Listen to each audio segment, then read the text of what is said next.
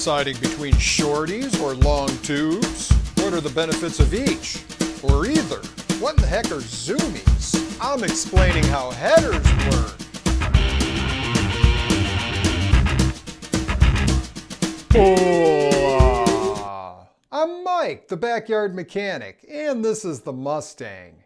It's throwing codes, and I need to replace the O2 sensors, but I can't get the one on the exhaust manifold off. So the manifold needs to be removed. So while I'm at it, I'm going to put headers on it. But I've learned that before I do anything to this car, I need to understand all the details in depth. Else, mistakes.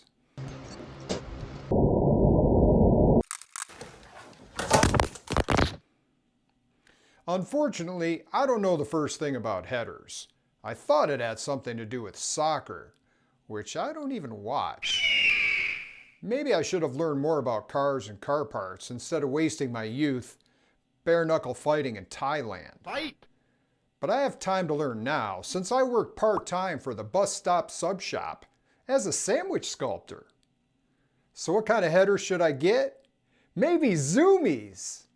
What are Zoomies? In a previous video, I passed it over to my evil twin, which I'm sure you found disappointing because he was not very evil. So instead I'll pass it over to my nerdy twin. Thank you, Grease Monkey Twin. A 4-stroke internal combustion engine is an air pump that contains controlled explosions. The intake valve opens and allows the air-fuel mixture into the cylinder, assisted by the vacuum caused by the piston on the intake stroke. The intake valve closes as the piston begins the compression stroke. This compresses the gases, which allows for a more efficient burn and results in more energy. The spark plug fires, creating an explosion, pushing the piston into its power stroke, which turns the crankshaft, which turns the wheels, and yada. Yada. Finally, the exhaust valve opens on the exhaust stroke, which pushes the burnt gases out of the cylinder. We want air in fast and air out fast. There are many ways to get air in fast. A turbo or supercharger are two of them. But for now, we will only be referring to naturally aspirated engines. From the factory, most vehicles come with exhaust manifolds, which are usually made out of heavy cast iron.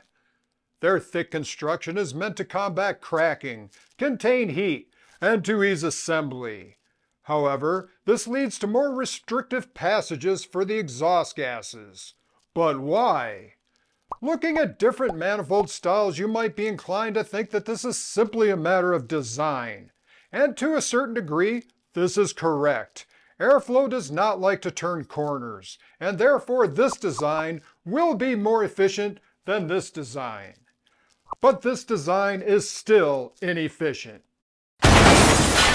because of back pressure. Back pressure is always bad.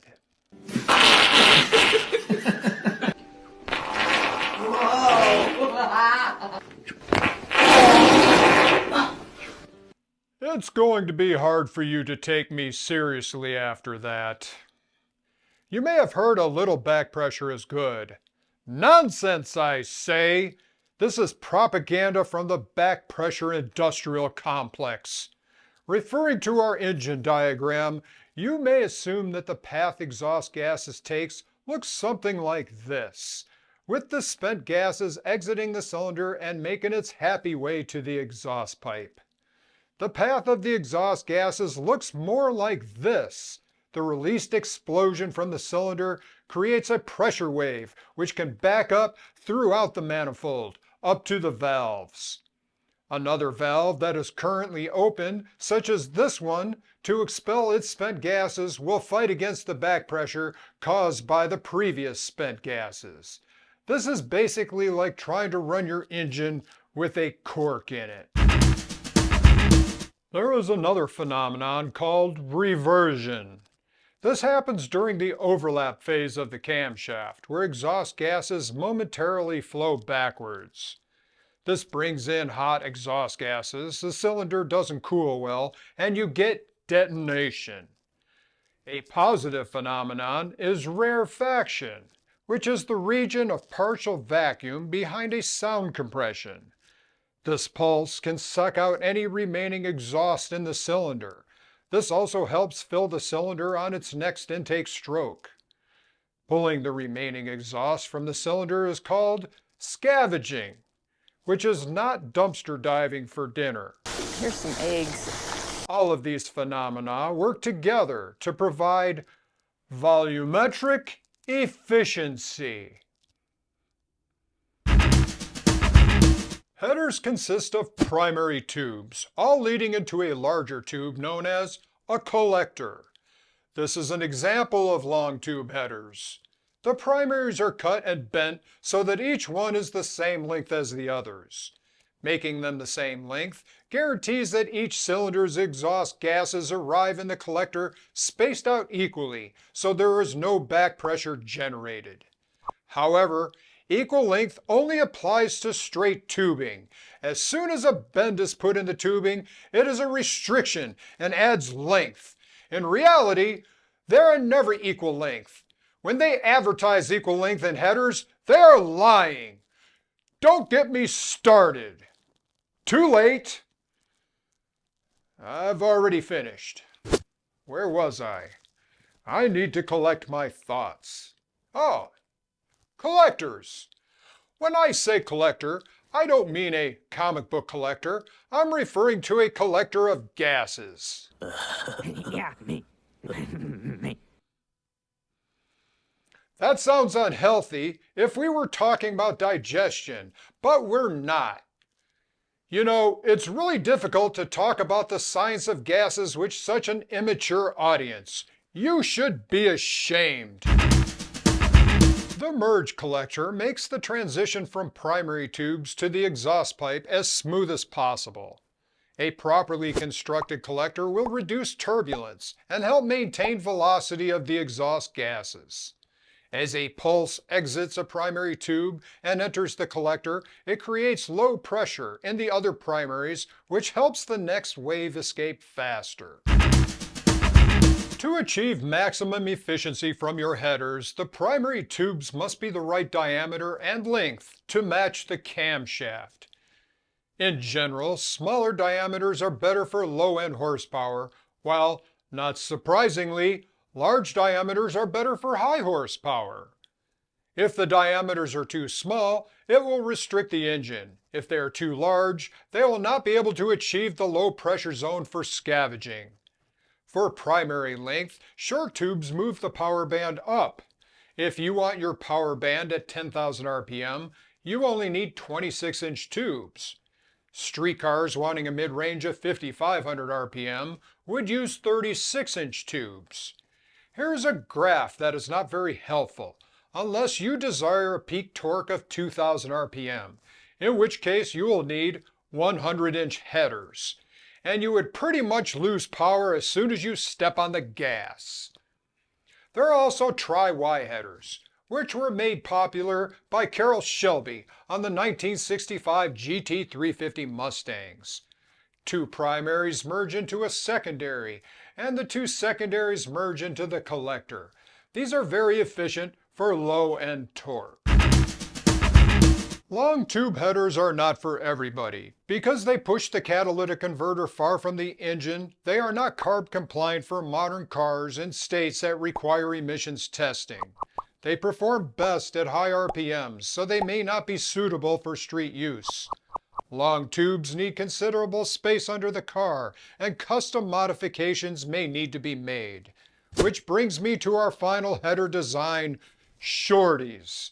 Short tube headers run quieter and radiate less heat than long tubes, especially those with ceramic coating. They, however, do not offer the same level of performance as long tubes, but they reduce back pressure by making it harder for the pulse to travel down one tube and back up another. The reduction in back pressure provides more power from idle to the mid-RPM range. They are also easier to install than long tube headers, as they can usually connect to the existing mid-pipe. They come with the necessary sensor bungs, so the emissions controls work exactly the same, making Shorties legal in all 50 states. Wait, what about Zoomies? Seriously? I thought you were taking this car to work, not building a rat rod. Zoomies are like what you see on dragsters or funny cars, with 4 individual tubes per side and no collectors. They serve the purpose of getting the hot exhaust away from the engine and out of your face. And they look bitching.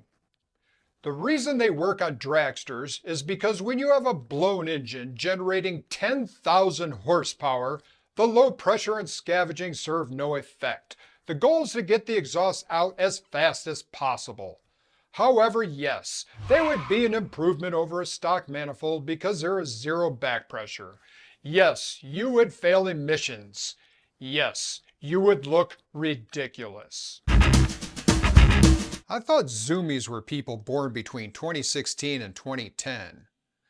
Oh, I'm being told that there is nothing in my ear. Based on the information given by Nerd Me, I think the choice is clear. Zoomies! I mean Shorties. Shorties are good enough. The Mustang already has header-styled exhaust manifolds. Shorties will provide little, if any, extra horsepower. Will they look cool? Well, yes, it would be intrinsically more aesthetic. Will they sound cool? It will be louder. And by louder, I mean pointless and stupid.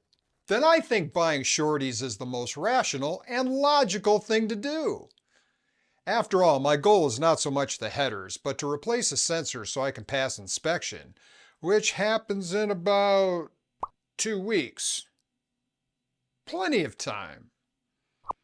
But there's no time left in this video, which is... This episode is to be continued. Hey, I've got a fan online. Hey, fan. I'm guessing you found this information about headers engaging? Computer, disengage. Carry out now. Thanks, fan. When it's ready, part 5 will show up here. And if you missed it, part 3 is on this side. Zoomies.